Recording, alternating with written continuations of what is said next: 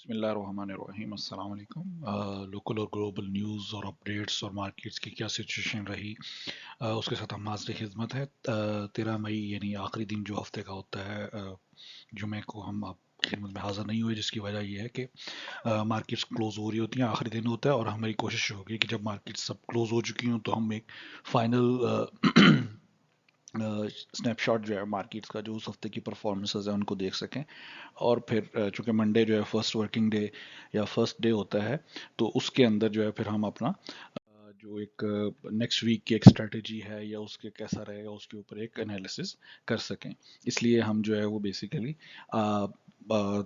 Monday, Tuesday, Wednesday, Thursday and then हम Sunday को जो है वो अपनी videos both Pakistan stock exchange से रिलेटेड और ग्लोबल मार्केट्स और उनके अपडेट्स और लोकल मार्केट्स और उनके अपडेट्स और न्यूज़ के बारे में पेश किया करेंगे। शुरू करते हैं पाकिस्तान के अंदर जो मेजर न्यूज़ या उससे रिलेटेड जो पॉलिटिकल और बाकी न्यूज़ जो मार्केट को इस वक्त मार्केट पे इस वक्त असरअंदाज हो रही हैं। तो उसमें सबसे पहले हमारे पास न्यूज़ है जी कि फॉरेक्स रिजर्व्स जो हैं वो डाउनवर्ड डिक्लाइन है। जो 6 मई की जो रिपोर्ट है उसके मुताबिक इस वक्त जो रिजर्व है वो 16.376 बिलियन डॉलर रह गए हुए हैं और ये फर्दर डिक्लाइन हुए हैं उसके बाद जो नेक्स्ट वीक, लास्ट वीक जो अभी गुजरा है, जो भी मुकम्मल हुआ है। इसके अलावा जो एक और इसके रिलेटेड जो एक नेगेटिव न्यूज़ कह सकते हैं आप, वो है कि वर्ल्ड बैंक ने जो है वो ये प्रोजेक्ट किया है कि जो रेमिटेंसेस हैं वो स्लो डाउन होंगी और तकरीबन वो 8% के करीब करीब रहने वाली के चांसेस हैं। इसके जो नेक्स्ट न्यूज़ हमारे पास है वो है कि एशियन डेवलपमेंट बैंक जो है उसने पॉजिटिव रिस्पांस दिया है 1.5 से 2 बिलियन डॉलर की जो मुख्तलिफ सपोर्ट है या जो मुख्तलिफ प्रोजेक्ट्स के सिलसिले में है। और नेक्स्ट 7 मंथ में ये अमाउंट आने का चांसेस हैं और शायद यही वजह है कि ये वो न्यूज़ थी जो मॉर्निंग में आई और इसने मार्केट को पॉजिटिवली इम्पेक्ट किया। अदरवाइज उससे पहले सारी न्यूज़ नेगेटिव थी। तो इसकी वजह से मोस्ट प्रोबेबली मार्केट ने एक पॉजिटिव ट्रेंड नोटिस किया है। जो इस नेक्स्ट न्यूज़ हमारे पास है वो है रिलेटेड टू के डॉलर जो है वो जल्दी से जल्दी जो है वो 180 पे लेके आया है। 180 से 182 के दरमियान ये मलिक बुस्तान साहब जो हैं, जो प्रेसिडेंट फॉरेक्स एसोसिएशन है उनका, बेसिकली ये उनकी डिमांड है गवर्नमेंट से कि क्योंकि जो जिस तरह से डॉलर इंक्रीज़ हुआ है और जो कुछ जो उसका इम्पैक्ट स्पेशली इम्पोर्ट्स पे आ रहा है और जो ओवरऑल इकोनॉमी पे आ रहा है, that is going to be devastating. तो उनका ये कहना है कि इसके ऊपर गवर्नमेंट को फौरी तौर पे एक्शन लेना चाहिए, specially state bank of Pakistan को, और उनको इंटरवीन करना चाहिए कि ये जो डॉलर की प्राइसेस है उसको स्टेबल किया जाए किसी तरीके से। ये होता है या नहीं होता, ये एक अलग सिचुएशन और इसके ऊपर आने वाले चंद दिनों में देखा जाएगा कि क्या सिचुएशन बनती है।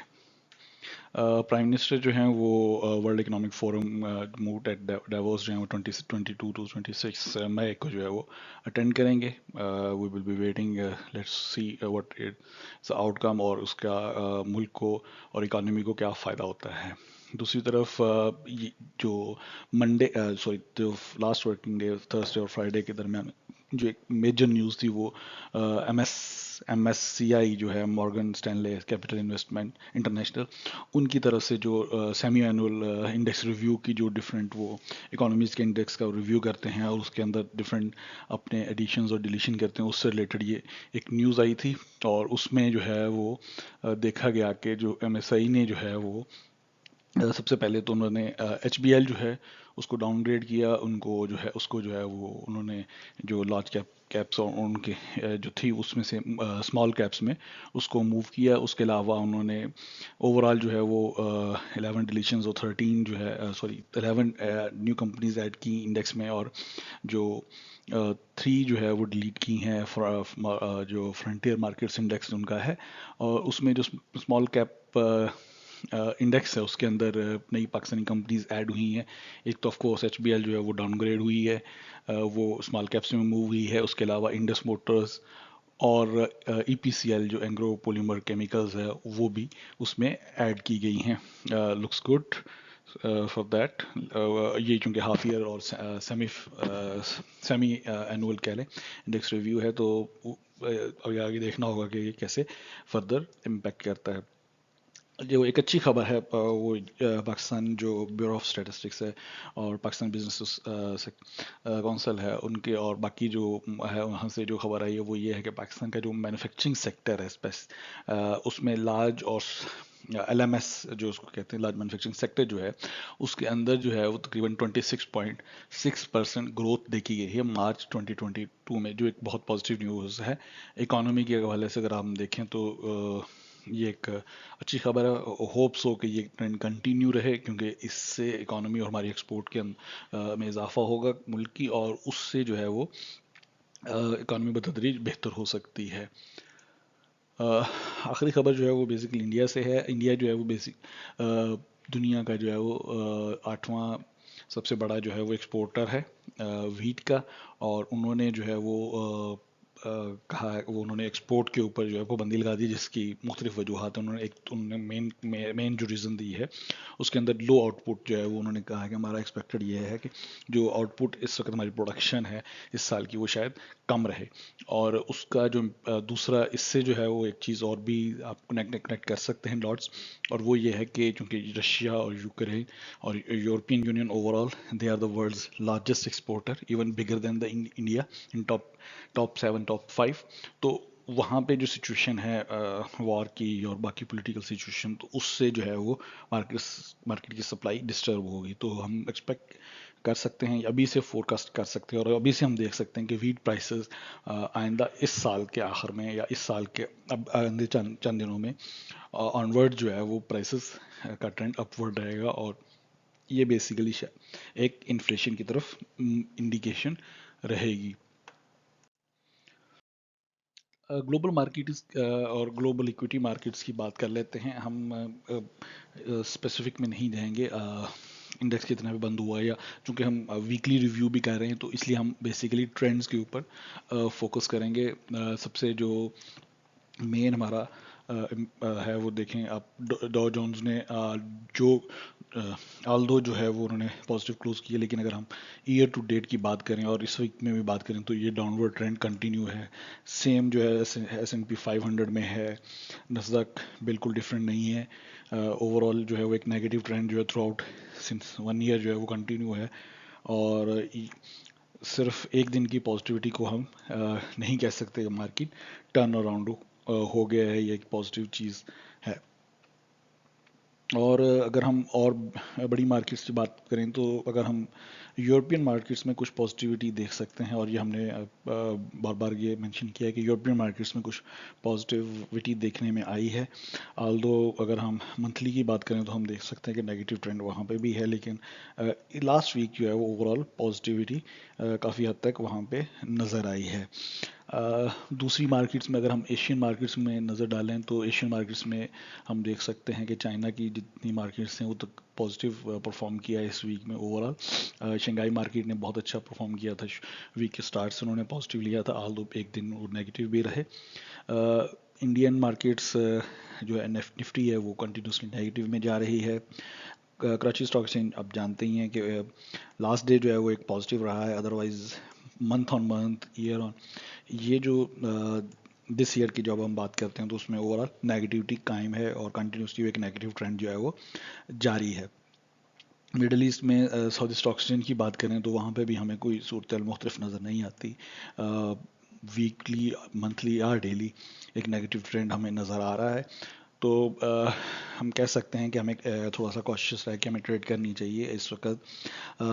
किसी हद तक ये भी कहा जा सकता है कि एक नेगेटिव ट्रेंड है मार्केट में, और उसके लिए हमें उसके हिसाब से अपनी जो भी पोजीशंस हैं उनको बस मुस्तहकम करना चाहिए, कंसोलिडेट करना चाहिए। एक्यूमुलेशन फेज कह सकते हैं मार्केट के लिए, जब तक कोई बड़ी खबर या बड़ी चीज़ जो है वो मार्केट को बड़ी न्यूज़ जो है वो साथ लेके मार्केट को एक अच्छी तरफ नहीं जाती या उनको एक पॉजिटिव ट्रेंड की में चेंज नहीं करती। तो ओवरऑल जो सिचुएशन है वो नेगेटिव है मार्केट में अभी भी।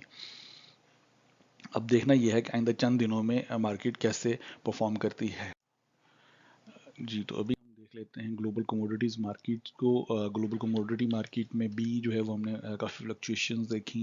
ओवरऑल जो है वो कमोडिटीज़ में जैसे कि हमने फूड प्राइसेस की बात की थी, तो हमारा ये ख्याल है कि पिछले पहले भी हम बात करते रहे, पूरा हफ्ता में भी हम बात करेंगे कमोडिटीज़ की में स्पेसिफिकली जो फूड से रिलेटेड जो बेसिक इंग्रेडिएंट आइटम्स हैं, जिसमें वीट है वीट है कॉर्न है, सोयाबीन है। सोयाबीन ऑयल को आप देख सकते हैं, कॉटन डेफिनेटली थोड़े बहुत, लेकिन तो ओवरऑल स्पेशली वीट को हम फोकस कर रहे हैं इस वक्त, तो उसकी प्राइसेस अपवर्ड हैं। और ये आप कंटिन्यूसली आप ट्रेंड देख सकते हैं कि यहाँ से लेके यहाँ तक ऑल ओवर द ईयर तकरीबन इस ईयर साल की अगर हम बात करें, ईयर टू डेट जो है वो 53% वीट की प्राइसेस बढ़ चुकी हैं, जो कि एक अलार्मिंग सिचुएशन है। डेफिनेटली इन्फ्लेशन यहाँ से बहुत ज़्यादा होगा, बेसिक रीज़न होगी, और ये अब ग्लोबल इन्फ्लेशन को बहुत ज़्यादा इम्पैक्ट करेगा। सोयाबीन ऑयल की भी अभी हम देख सकते हैं सिचुएशन वैसे ही है। तो ये जो और ये ट्रेंड एक्सपेक्टेड ये है कि ये ट्रेंड कंटिन्यू रहे आगे भी। मेटल्स की बात कर लें, स्पेशली प्रीशियस मेटल्स में, तो उनमें एक नेगेटिव ट्रेंड देखा जा सकता है, ये टू डेट भी, मंथ ऑन मंथ भी, और इवन इस वीक में भी। ओवरऑल दो लास्ट डेज में अगर हम देखें तो कुछ मेटल्स ने पॉजिटिव परफॉर्म किया, लेकिन ओवरऑल जो है वो एक नेगेटिव ट्रेंड वहाँ पे देखा जा सकता है। एनर्जी सेक्टर में बात करें हम और क्रूड ऑयल की, तो क्रूड ऑयल जो है वो उसका अपिश ट्रेंड जो है वो जारी है क्रूड ऑयल का। ब्रेंट ऑयल में थोड़ी सी अप एंड डाउन थोड़ी सी मूवमेंट है, लेकिन अगर हम इन जनरल बात करें ऑयल एंड नेचुरल गैस में, तो एक पॉजिटिव ट्रेंड है। अगर हम देखें तो अगर ईयर टू डेट 104% जो है वो इंक्रीज प्राइस हुई है नेचुरल गैस की, तो -6% does not make much difference, even month on month still positive trend वहीं पे वहाँ पे भी है। ब्रेंट ऑयल में हाउएवर हम देख सकते हैं थोड़ा बहुत नेगेटिव ट्रेंड है, लेकिन अगर हम ईयर ऑन टू देखें और फिर उसके अलावा देखें तो माइनर सा फ्लक्चुएशन नज़र आता है।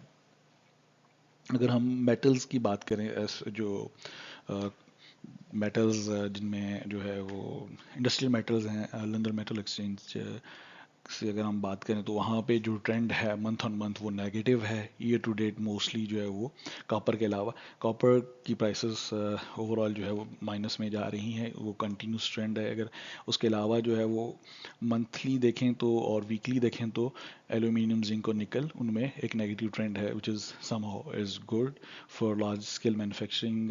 ये जो ट्रेंड है ये उनके लिए अच्छा है।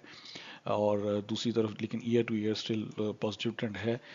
डेली भी जो है वो आखिरी क्लोजिंग जो है वो लास्ट डे पे वो पॉजिटिव रही है। अब देखना ये है कि मार्केट आइंदा चंद दिनों में कैसे परफॉर्म करती है, क्योंकि अगर हम बात करें इक्विटीज़ और ग्लोबल कमोडिटीज़ मार्केट्स की, तो ये सब कुछ और इंटरलिंक्ड होता है इकोनॉमीज़ का, और इन इसकी बेस पे जो है वो आगे कैसे कंपनी ऑर्गेनाइजेशंस और कंपनीज परफॉर्म करती हैं और अल्टीमेटली मार्केट्स कैसे रिस्पॉन्ड करती हैं, ये बहुत अहम होता है। तो आखिर में हम एक नज़र डाल लेते हैं क्रिप्टो मार्केट्स के ऊपर। क्रिप्टो मार्केट्स जैसा कि आप जानते हैं, जिस तरह से इक्विटी मार्केट्स ने परफॉर्म किया उससे कुछ मुख्तलिफ नहीं रही क्रिप्टो मार्केट्स। और क्रिप्टो मार्केट्स में जो लूना और यूएसटी का जो सारा एक क्यास की सिचुएशन रही है, उसने एक ब्लड बाथ की सिचुएशन कायम रखी है। ओवरऑल नेगेटिव ट्रेंड रहा है। अगर हम पूरे वीक में देखें तो इसमें कोई बड़ी चेंज नहीं आई। पूरे वीक में एक नेगेटिविटी रही है। बिटकॉइन नेगेटिव रहा, मतलब -26 को एक टाइम पे टच 26,000 को भी टच किया। जैसा हमने कहा कि ये 28K जो है वो क्रिटिकल सपोर्ट है। स्टार्ट में हमने मेंशन किया था 28K के बाद सीधा शायद अगर हम ये कोई क्लोजिंग डेली क्लोजिंग 28K पे देखते हैं, तो उसके बाद फिर हम 20K भी एक्सपेक्ट कर सकते हैं। लेकिन अगर हम देखें तो अभी तक इसने यहाँ से बाउंस बैक किया है और इसके अराउंड अबाउट रह रहा है। शायद मार्केट आइंदा चंद दिनों में भी साइडवेज रहे बिफोर एनी बिग मूव। इसलिए जो है वो, और ये जो है ट्रेंड बाकी करेंसीज को, क्रिप्टो जो एसेट्स हैं उनको भी इक्वली इफेक्ट करता है। बहुत केयरफुली ट्रेड करना होगा, चाहे आप इक्विटीज़ में कर रहे हैं, फॉरेक्स में कर रहे हैं या कमोडिटीज़ में कर रहे हैं, क्योंकि अब मार्केट काफ़ी अनस्टेबल है, एक नेगेटिविटी है मार्केट में, और आपको अपनी पोजीशन बहुत केयरफुली लेनी चाहिए, क्रिटिकल सपोर्ट्स को देखें। मैक्रो इकोनॉमिक्स न्यूज़ जिस तरह से हम ये आपसे शेयर करते हैं, तो इसमें आप ज़रूर देखते रहें कि क्या हो रहा है, फेड क्या कर रहा है, और बाकी जो इकोनॉमीज़ हैं वो कैसे परफॉर्म कर रही हैं। इससे आपको बेहतर आइडिया और डिसीजन मेकिंग होगी कि आप कैसे जो है वो अपनी फिनेंशियल प्लानिंग और जो आपकी इन्वेस्टमेंट्स हैं उनको कैसे बेहतर तौर पे प्लान कर सकते हैं। जो एक आखिरी बात, हम अपनी नेक्स्ट वीडियो में पाकिस्तान स्टॉक एक्सचेंज का रिव्यू करेंगे। आपका बहुत बहुत शुक्रिया, और बहुत एहतियात से ट्रेड करें। अगेन टेक्निकली अगर आप डेली ट्रेडर हैं तो आपको ज़्यादा कॉशन की ज़रूरत है, अगर आप इन्वेस्टर हैं तो शायद आप लॉन्ग टर्म होल्डिंग के पॉइंट ऑफ व्यू से आपके लिए ये फ्लक्चुएशंस शायद आपके लिए एक रूटीन का मैटर हो, और आप इसको एक ऐसे बाइंग अपॉर्चुनिटी के तौर पे ले रहे हो। अपना और दोस्तों का बहुत बहुत ख्याल रखिएगा। कोई कमेंट हो, फीडबैक हो तो ज़रूर बताइएगा, और चैनल को लाइक और कमेंट करना ना भूलिएगा। Thank you very much.